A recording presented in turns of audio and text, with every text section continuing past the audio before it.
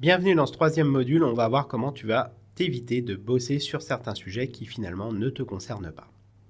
Et la première des choses, ça va être de filtrer les demandes que tu peux recevoir.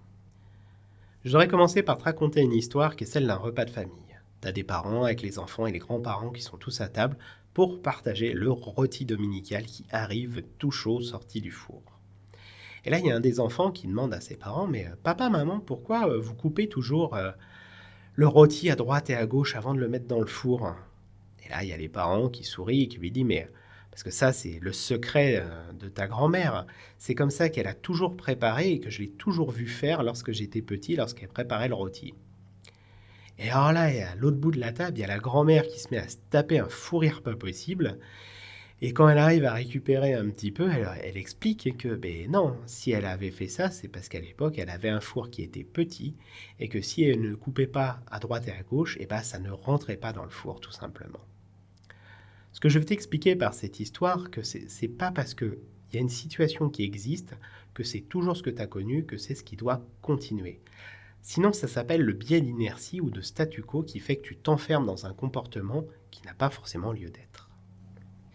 Et un de ces comportements que l'on peut retrouver chez certaines personnes, c'est celui de toujours dire oui lorsqu'une demande est reçue. Les personnes qui ont cette tendance à toujours dire oui lorsqu'elles reçoivent une demande, moi je les appelle les serpillères. Alors ça pique un petit peu quand on le dit comme ça, mais ça veut bien dire ce que ça veut dire. C'est-à-dire que les personnes qui ont ce type de réaction, elles ont une tendance à se dévaloriser et à survaloriser les autres. Là où on est tous des êtres humains, on devrait être dans une relation de parité, parce qu'on fait tous pipi caca et il n'y en a pas un qui est supérieur à l'autre. Non, ils vont créer ce décalage, ce déséquilibre, et qui va avoir un impact excessivement important sur l'estime de soi et la confiance en soi. Une deuxième des raisons, les personnes qui sont ce mode de fonctionnement de toujours dire oui, en fait, elles fuient les responsabilités. Mais en fuyant les responsabilités, on fuit aussi la liberté. On devient complètement esclave des autres. Et ça, à un moment, ça devient extrêmement pesant. Et enfin, dernière raison, c'est qu'une personne qui est dans cette situation, elle a aussi des besoins. Mais pour les faire valoir, faut-il encore le mettre sur la table, en parler franchement. Et si on est incapable de dire non et de manifester son besoin et son envie, du coup, on va devoir le faire passer de façon beaucoup plus malsaine par de la manipulation plutôt que dire les choses franchement. À l'autre bout du spectre, tu as des personnes qui ont une tendance à toujours dire non avec deux grands profils là qui va exister. Un premier profil que moi j'appelle le tyran. Ce sont des personnes qui ont une tendance à se survaloriser et à dévaloriser les autres. C'est il y a moi et puis il y a les autres, quoi, des moins que rien. Les personnes qui vont avoir ce type de comportement, ils vont avoir une tendance à être agressifs et à vouloir faire passer en force leurs choix et leurs opinions. Ils vont avoir cette notion de passage en force. Et ces personnes également vont avoir une difficulté à faire preuve d'empathie et de compassion vis-à-vis des autres. Un autre profil qui a une tendance comme ça aussi à toujours dire non et qui est très différent, c'est ce que j'appelle le grognon. Le grognon, lui, c'est une personne qui va dévaloriser les autres, mais qui va aussi se dévaloriser lui-même. Il y a un côté hyper négatif chez ce type de personnes qui tire vers le bas. Le problème, c'est que ces personnes ils vont avoir une tendance à être agressifs, et ces personnes ils vont également avoir un désintérêt pour énormément de sujets.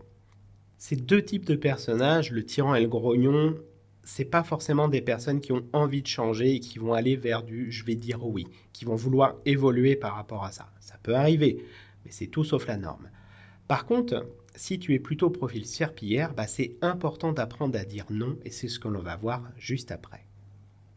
Qu'est-ce qui fait que ça peut être si difficile pour des personnes de dire non, alors que pour d'autres c'est extrêmement facile? Eh bien, il y a trois grandes raisons à ça. La première de ces raisons, ce sont les peurs. Les peurs, il va y en avoir plusieurs qui vont pouvoir s'activer, comme la peur de louper quelque chose, de louper une expérience. Ça peut être la peur de jugement qu'on va se faire de nous-mêmes. Oh, mais si je lui dis non, mais c'est que je suis nul, je suis un loser. Ou inversement, la peur du discours des autres. Oh, mais ils vont dire que je vais être un train de savate, que je vais être une feignasse, tu vois, ce type de choses. Ça peut être aussi la peur de casser la relation ou d'abîmer la relation avec l'autre. Mais il va être fâché si je lui dis non, il ne voudra plus me parler, il va y avoir des conséquences, tu vois, quelque part. Ça peut être aussi les deux grandes peurs fondamentales que l'on a tous, la peur de l'abandon et la peur du rejet. Je ne vais pas rentrer dans le détail de celle-là parce que ce serait trop long et trop compliqué. Et il y a également la peur finale qui est celle de ne pas gérer les conséquences. Si j'imagine que je vais me traiter de loser, mais c'est que je ne vais pas être capable de le supporter. Si j'ai peur de casser la relation, c'est que je ne vais pas être capable de supporter que cette relation soit cassée. Ça, c'est vraiment la peur souvent finale de tout ce que l'on peut avoir.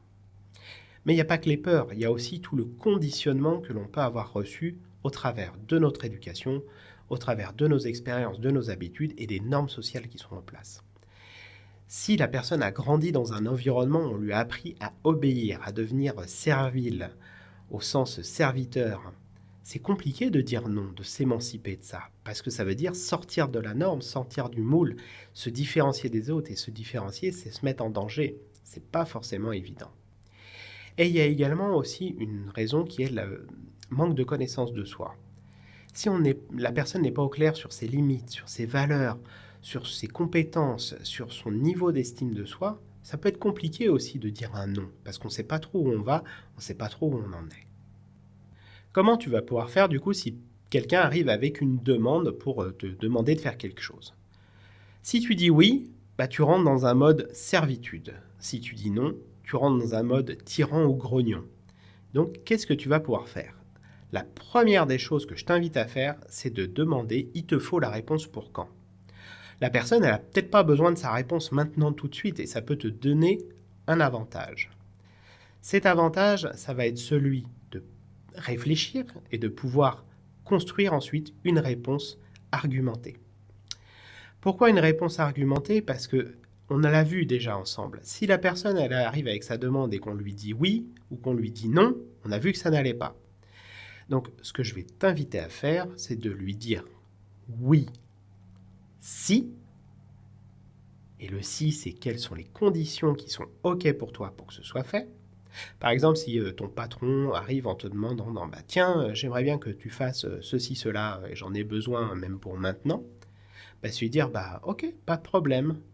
Par contre, tel dossier, je le traite demain. » Et là, après, c'est la personne qui fait son choix. C'est « Ok, je choisis le dossier ou je choisis le nouveau truc que je demandais. » Mais la personne ne pourra pas faire les deux.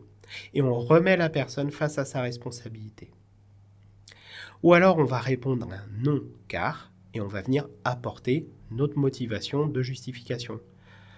Non, je suis désolé, je dois aller chercher mon fils à la crèche et je ne vais pas pouvoir m'occuper de ce dossier.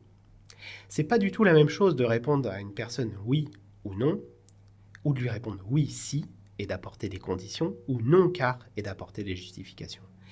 Et je t'invite vraiment, dans tes prochaines réponses à faire, de répondre par du oui si avec tes conditions ou du non car avec tes motivations. C'est tout pour cette vidéo et on se retrouve dans la prochaine.